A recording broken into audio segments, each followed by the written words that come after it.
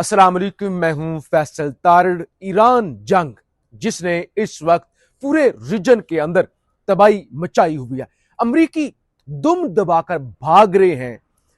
Middle east के अंदर इतनी बड़ी तबाही होने जा रही है। यानी एक तबाही वो है जो मिसाइलों की वजह से होने जा रही है, दूसरी वो तबाही है बल्कि तारीख की सबसे बड़ी तबाही है जो आज के वी लोग के अंदर आपके सामने रखनी है। अच्छा, वो एक शेर है ना कि चिराग सबके बुझेंगे, हवाएं किसी की नहीं। पाकिस्तान के पड़ोस में जंग हो रही हो, पाकिस्तान पर उसका इंपैक्ट ना आए, और फिर आज पाकिस्तान को पहला जो झटका लगा है या अगले आने वाले दिनों में जो झटके लगने जा रहे हैं, उस हवाले से जो चीजें सामने आ रही हैं वो भी आपके सामने रखनी है। उससे पहले आज एक वजीर आजम हाउस के अंदर ब्रीफिंग हुई जिसके अंदर ताकतवर लोगों ने शिरकत नहीं करनी थी और उन्होंने शिरकत नहीं की। किस वजह से नहीं की, सबसे पहले ये स्टोरी आपके सामने रखेंगे। आपसे गुजारिश है इस यूट्यूब चैनल को जरूर सब्सक्राइब करें, वीडियो को लाइक करें, शेयर करें और फीडबैक जरूर दिया करें। सहाफी जीशान नूर मेरे साथ हैं। ये सारा खित्ता मिडल ईस्ट जिसके अंदर जो कुछ हो रहा है, कितने अमरीकी भाग रहे हैं, कितनी अमरीकी नई फौजें आ रही हैं, सारी इन पर वो नजर रखे हुए हैं। सबसे पहले जिशान साहब ये बताएं, वजीर आजम हाउस के अंदर अपोजिशन जमातों को बुलाया गया। अच्छा, बहुत ही मजे की बात हुई है ना, आज पीटीआई नहीं आई, तहरीके तहफ़्फ़ुज़ आने पाकिस्तान नहीं आई। बल्कि सबसे पहले मैं आपको ये ताकतवर शख्सियात वाला चैप्टर बता देता हूं कि क्योंकि मेरे नजदीक ये बड़ा अहम है और सबसे अहम है। बाकी जिशान साहब बताएंगे। सर, ब्रीफिंग होनी थी, पीटीआई ने इनकार कर दिया। उन्होंने कहा कि हमारे बानी के साथ मुलाकात करवाएं, खान के साथ मुलाकात करवाएं, वो असल हुक्मरान है, वो असल स्टेक होल्डर है, वो असल लीडर है, फिर हम ब्रीफिंग में आएंगे। डीजीआईएसआई जो नेशनल सिक्योरिटी एडवाइजर भी हैं और मुमकिन तौर पर फील्ड मार्शल साहब, दोनों इतनी बड़ी ब्रीफिंग और खित्ते के अंदर जो कुछ हो रहा है अभी बताने आपको पाकिस्तान पर क्या इंपैक्ट आ रहे हैं, दोनों शख्सियात जराए के मुताबिक ब्रीफिंग के अंदर शिरकत उन्होंने नहीं की। अब मुझे बताएं, मिलिट्री एस्टैब्लिशमेंट नहीं होगी, नेशनल सिक्योरिटी एडवाइजर नहीं होगा, तो फिर कौन सी ब्रीफिंग होगी और कौन सी नहीं होगी? सवाल ये उठता है वो क्यों नहीं आए? वो इसलिए नहीं आए, उनका मकसद ये था अपोजिशन का। हुकूमत को क्या है, क्या कोई ब्रीफ करने की जरूरत है? कोई उनको बताने की, नौकरों को बताने की जरूरत होती है? तो असल ये था कि ये अपोजिशन ये आए, इनको ब्रीफ किया जाए, एतमाद में लिया जाए। यानी ताकतवर भी ये समझते हैं अगर इस मुल्क के अंदर कोई मैटर करता है तो वो फिर या पीटीआई है, कैदी नंबर 804 है, या तहरीके तहफ़्फ़ुज़ आने पाकिस्तान है। ये बाकियों को बताने की जरूरत नहीं है, लिहाजा वो आए ही नहीं है। आप अगली कार्रवाई आप बताएं। देखें फैसल साहब, अपोजिशन जो हकीकी अपोजिशन है, तहरीके तहफ़्फ़ुज़ आईन पाकिस्तान तहरीक हुकूमत क्या लें, हकीकी हुकूमत फार्म 45 की, लोगों के वोट की, और इस वक्त निजाम में जो हकीकी अपोजिशन है वो तो इस ब्रीफिंग में गई ही नहीं। उन्हें मदू किया गया। राना सनाउल्लाह ने बारहा चक्कर लगाए अपोजिशन लीडर के दफ्तर के, उन्होंने कहा जी हमने नहीं जाना। इमरान खान साहब का जब तक इसके ऊपर इनपुट नहीं आएगा हम ये ब्रीफिंग ना लेंगे ना आपके साथ बैठेंगे। इसमें उनका नुक्ता एक हद तक ठीक है, चूंकि जो स्पेसिफिक पाकिस्तान और अफगानिस्तान का मसला है ना, उसमें बड़ा स्टेक होल्डर खैबर पख्तूनख्वा है। इस सारे रीजन के कॉन्टेक्स्ट के अंदर मैं बात कर रहा हूँ। तो खैबर पख्तूनख्वा के अंदर जो है वो 80% पॉपुलैरिटी और वोट जो है वो पाकिस्तान तहरीक इंसाफ को यानी कि इमरान खान को मिला। तो जब उसके साथ मुलाकातें ही बंद कर रखी हैं पिछले 4 महीने से, उनका ना इस पूरे खित्ते के ऊपर यानी कि मिडिल ईस्ट समेत सारा मामला, और ना अफगानिस्तान वाले मामले के ऊपर उसका कोई उन्हें बताया गया या उनसे पूछा गया, तो फिर पीटीआई का ये मौकफ दुरुस्त था। आल दो मौलाना फजलुर रहमान साहब जो हैं वो इस ब्रीफिंग के अंदर गए। अच्छा, और नुसरत जवेद साहब के मुताबिक के मौलाना साहब ने चार्जशीट किया हुकूमत को। अंदर खाते क्या हुआ ये अलग बात है, लेकिन चार्जशीट उन्होंने किया। उन्होंने वाजे तौर पर कहा कि ये जो अभी आप ब्रीफिंग दे रहे हैं ना, ये आपको उस वक्त देनी चाहिए थी जब आप गजा पीस बोर्ड के अंदर जा रहे थे, जब आप इतने बड़ी मूव कर रहे थे। उस वक्त ना तो आपने ऐवान को इत्मीनान में लिया, ना ही आपने कोई ऐसी इन कैमरा ब्रीफिंग दी। तो आपको उस वक्त ये ब्रीफिंग देनी चाहिए थी। अब चूंकि आप गजा पीस बोर्ड के अंदर जा चुके हैं, यानी कि डोनाल्ड ट्रंप साहब के पीछे खड़े होकर आप आंखें मारते हैं, उन्हें पैरों में खड़े होकर उन्हें आंखें मारते हैं और कंधे के ऊपर थपकी दे के कहते हैं कि जी आपको नोबेल पीस प्राइज दिया जाएगा। वो सारा जो मामला है, आप तो अमन के खैर खां हैं, तो अब आप कैसे उन्हें आगे से काउंटर करेंगे, कैसे आप आंखें निकाल सकेंगे? सो उनके कहने का मकसद ये था कि आप अब पानी जो है वो सर से गुजर चुका है, आप बुला रहे हैं, अब बुला रहे हैं तो अब इसका कोई खतर खा बज़ाहिर फायदा नहीं है। और दूसरी जो आपने खबर दी कि जराये के मुताबिक 2 अहम शख्सियात तो गई ही नहीं, तो क्या फिर जो निचले दर्जे के छोटे ऑफिसर्स थे सिक्योरिटी पॉइंट ऑफ व्यू से, अगर उन्होंने ही ब्रीफ करना है प्राइम मिनिस्टर की मौजूदगी में अपोजिशन को और इस ऐवान को, तो मेरा ख्याल है कि फिर ऐवान को बाहर आ जाना चाहिए, असेंबली छोड़ देनी चाहिए ना। तो ये जो एक पीटीआई का इसके ऊपर मौकफ था कि हम नहीं जाएंगे, उसमें उनका लॉजिक है कि जाने का फायदा ही कोई नहीं है ना, कि जब वो इमरान खान से मुलाकात ही नहीं कर पाएंगे। उन्हें तहरीक तहफ़्फ़ुज़ वाला का ये भी था कि यार ये पार्लियामेंट के अंदर बुलाएं, हाँ, ये कि छोटी किसी कमरे के अंदर बैठ करने वाली मीटिंग नहीं, सबको एतमाद हाँ, मिले। जो अपोजिशन लीडर सेनेट हैं अल्लामा राजा नासिर अब्बास जाफरी साहब, उन्होंने क्लियर कहा था कि आप दोनों ऐवानों का मुश्तरका ज्वाइंट सेशन बुलाएं और उसके अंदर ये मुद्दा लेके आए ताकि दोनों फ्री कैन को, यानी कि ट्रेजरी बेंचेस को भी अपोजिशन बेंचेस को भी इसके ऊपर बहस का मौका मिल सके, ताकि कुछ सेंस प्रिवेल हो और एक यूनानिमस, एक यूनिटी के साथ कोई मैसेज जो है वो तमाम खित्ते के लोगों को, दुनिया के लोगों को जा सके। चले, मैं 2-3 खबरें बड़ी तेजी के साथ, टाइम ज़ाया नहीं करते, तजिया आपके सामने नहीं रखते।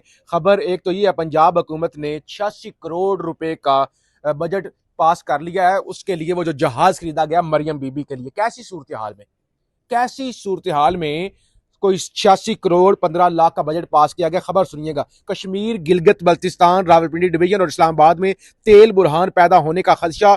पीएसओ डिपू सिहाला से हर किस्म की सप्लाई बंद कर दी गई। सिर्फ गुज़श्ता रोज 3 मार्च को आने वाली गाड़ियों को सप्लाई दी गई, यानी क्योंकि अबनाए हुरमज बंद है, अरब ममालिक का तेल नहीं जा रहा। पाकिस्तान के अंदर तेल की सप्लाई 20 से 21 दिनों की होती है, जिसमें से 1 हफ्ता गुजर चुका है। अगला जब 1 हफ्ता गुजरेगा तो लोग तेल, यानी पाकिस्तान के अंदर सबसे बड़ी लग्जरी ये होगी जिसकी गाड़ी के अंदर कोई 2-3 सेल होंगे या किसी के पास 4-5 लीटर पेट्रोल होगा। इस तरह की सूरत हाल हो सकती है, क्योंकि ये जंग तो लंबी चल रही है और यहाँ पे जो मामलात हो रहे हैं, ये पहला झटका लग रहा है।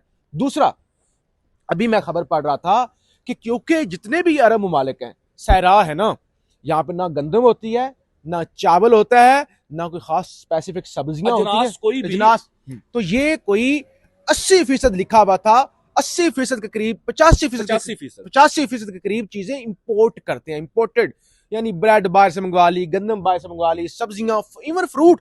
देख रहे हैं इस पूरे खित्ते के अंदर पाकिस्तानी आम, शाम, पाकिस्तानी फ्रूट, पाकिस्तानी माल्टे, चीजें जाती हैं।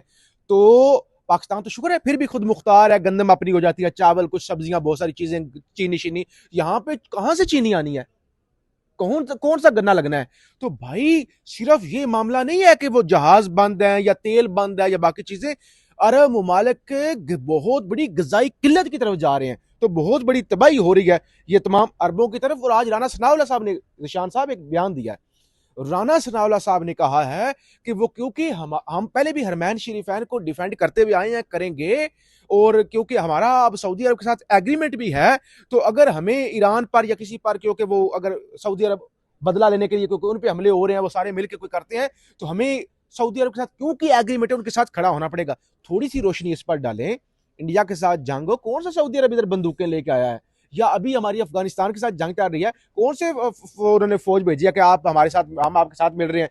अफगानी अगर आप पे हमला, तालिबान आप पे हमला कर रहे हैं, तो आप पर हमला, हम पर हमला है। ये तो जरा बताइए, हम क्यों किसी किराए के बन रहे हैं? नहीं फैसल साहब, ये तो तयशुदा बात है ना कि अभी पिछले कोई 6-8 महीनों के अंदर पाकिस्तान का दूसरा बड़ा कॉन्फ्लिक्ट है।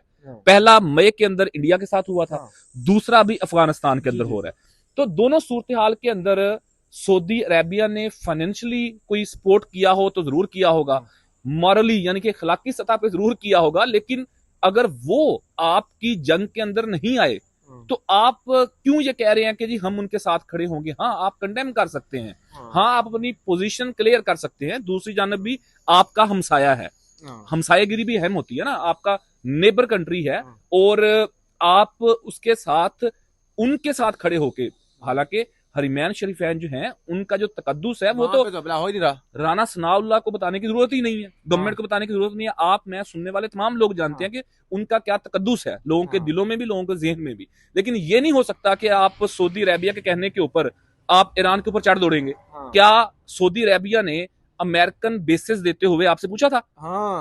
आप अभी जो मामे बन रहे हो, आपसे पूछा था उन्होंने? सो ये काफी सारी चीजें हैं, इसके ऊपर आखिरी लाइन फैसल साहब, जी जी ये जो गैर नुमाइंदा पार्लियामेंट है ना, वो हुकूमत के जो आवाम के वोटों से ही मुंतखब होकर नहीं आई, इनके जहन ही तंग जहन लोग हैं ये।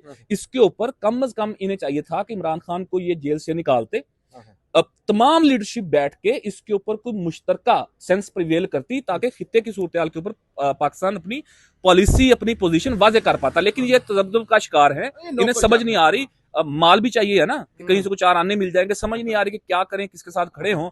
आपको अपनी जान के लाले पड़े हुए हैं, अफगानिस्तान के साथ आपका कॉन्फ्लिक्ट चल रहा है, ठीक है, इधर जो है वो मशरकी बॉर्डर के ऊपर किसी भी वक्त इंडिया की तरफ से कोई मामला हो सकता है, तेल खत्म हो रहा है, तेल खत्म हो रहा है। सो आपकी अपनी इकोनॉमिक सूरत हाल ये है कि आप 21 दिन का फ्यूल, अच्छा ये जो एक लाइन में ऐड कर दो, आपने जो मरियम नवाज की प्लेन की बात की 85-86 करोड़ रुपए का वो सारा मामला किया, ये जो किल्लत की आपने बात की फ्यूल की, वो अपनी जगह पे। पूरे पंजाब के अंदर हम पहले भी बात कर चुके हैं, सरकारी मुलाजमीन को पेंशन के, रिटायरमेंट के पैसे देने के लिए पैसे नहीं है, और इनकी ऐशी आप चेक करें। पेंशन छोड़ दें, मैं अपडेट जल्दी के साथ आप रखता हूं क्योंकि वीलॉग ऑलरेडी लंबा हो रहा है।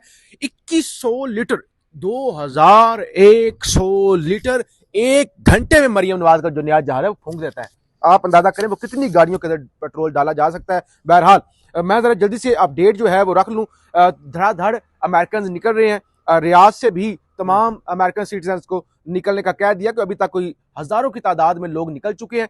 दुबई के अंदर सूरत हाल ये है कि कहा जाता है कि यहाँ हर थोड़ी देर बाद फाइटर जेट जो है वो उड़ते हुए नजर आते हैं। कहीं पे कोई आग बुझाने वाले फायर ब्रिगेड, कहीं पे जो है वो हेलीकॉप्टर उड़ रहे हैं, कहीं पे मिसाइल गिर रहे हैं और आग लगी हुई है। और क्योंकि यूरोप और अमेरिका के लोग इस तरह की सूरत हाल दूसरे मुल्कों पर तो वो मुसल्लत करते हैं, लेकिन खुद वो शहरी इस तरह की चीजें सहने के आदी नहीं कि धमाका हो जाए, ब्लास्ट हो जाए, इधर मिसाइल गिर रहे हैं, तो वो करोड़ों रुपए हाथ में लेकर चार्टर तैयारे जो है बुक करवा रहे हैं और वो वहां से भाग रहे हैं। 17,500 अमरीकी जो है वो मिडिल ईस्ट से वापस चले गए हैं। आप मिडिल ईस्ट वाले तो बेचारे कहीं नहीं जा सकते। तो ये सूरत हाल है। जो और नई अमेरिका की जो नई खेपें हैं फौज की, वो इस खिते के अंदर भेज दी गई हैं। नई अमेरिका से नई फोर्सेस के आने का मतलब ये है कि अमेरिका को क्यों शिकस्त हो रही है, उनकी उम्मीदों पर पानी फिरा है। इतनी जल्दी वो जो था कि एक दिन की जंग है वो लंबी हो रही है, तो इसका मतलब यह कि ये खिता मजीद जो है वो पिसने भी जा रहा है। सऊदी अरब जो हमने पहले जिक्र किया कि राना सनाउल्लाह का बयान, उस बयान के बाद अब ये वाली खबर सुने, ईरानी जहारियत का जवाब देने का मुकम्मल हक महफूज रखते हैं। इधर से राना सनाउल्लाह कहते हैं कि हो सकता है हमें वो दिफा करना पड़े, उनके साथ खड़े होके किस पे हमला करना है, इसराइल पे नहीं, ईरान पे। तो उधर से सऊदी अरब का हम हक महफूज रखते हैं, यानी हम ये अगर हमारा कोई सौदा बन गया ना हमला शमला करने वाले, तो हम कुछ कर भी सकते हैं। ओमान पर हमला हुआ है, उनकी शिप पर, कार्गो शिप पर हमला हुआ है। और इसके अलावा जो है वो जदीद, ईरान की जानब से कहा गया कि जदीद तरीन हथियार जो है अभी हमारे पास तैयार पड़े हुए हैं और वो अभी हमने इस्तेमाल भी नहीं किया, अभी तो हम बाकी ज़ाहिर पुराने इस्तेमाल जो है वो कर रहे हैं। बहरहाल शदीद क्राइसिस है, खाना ख़त्म हो रहा है और चीज़ें ख़राब हो रही हैं मिडल ईस्ट के अंदर। और ज़ाहिर है लोग वहाँ कैसे, जब समंदर के जरिए बंद है, चीज़ें बंद हैं। और एक चीज़ और बता दें, ये जो आबनाए हुर्मुज़ बंद हुआ है ना, आबनाए हुर्मुज़ से सिर्फ पेट्रोल, डीजल, वो तेल नहीं गुजरता था, ये सारी इजनास भी गुजरती थी। तो लिहाजा अरबों का मुश्किल वक्त शुरू होने वाला है। हम आपको अपडेट करते रहेंगे, फीडबैक जरूर दीजिएगा। पाकिस्तान जिंदाबाद।